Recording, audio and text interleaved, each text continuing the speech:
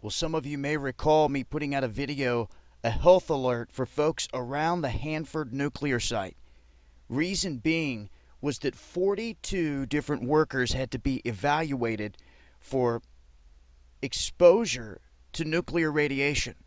Now, I've been covering this now for a while, what's been going on here at the Hanford facility, what many are dubbing America's Fukushima.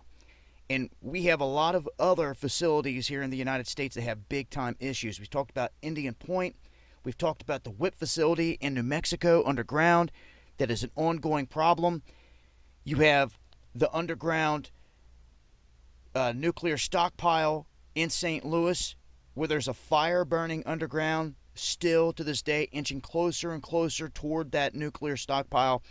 They say there's nothing that they can do about it to stop it.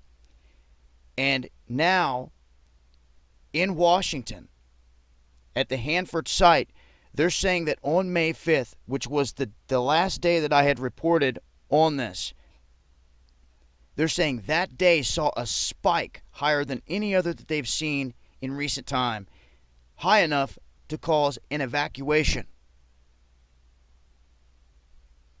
So, when they have dozens of workers going down ill with symptoms, nausea, headache, being evaluated for radiation exposure, and you have massive spikes like this one being caught, well, ladies and gentlemen, we have something big time going on here that they're trying to keep as quiet as possible. Now, this is when it pays to have somebody on the ground up there with a rad detector or with some other equipment that can get us some readings. All these nuclear sites sit next to waterways, close to waterways. They always try to say that they're fine.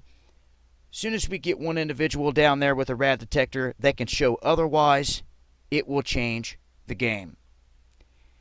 So hopefully someone hears this out there, has the means, has a rad detector, and can get down in this area. I know you're not going to be able to get inside the nuclear plant. You don't want to look suspicious out there, but just get downstream. Get soil samples. Test the plant life. All that. You may be surprised what you come across. Because if we don't do it, you're never going to find the real answers. Nonetheless, people need to be made aware there's been a spike in the levels of radiation, and there's been evacuations of some of these areas because of it. So, it doesn't look like it's going to get better anytime soon. Shout outs to everyone out there that's staying on top of this and fighting the good fight and getting the information out there to others. I'll leave a link. It's been Dabu7.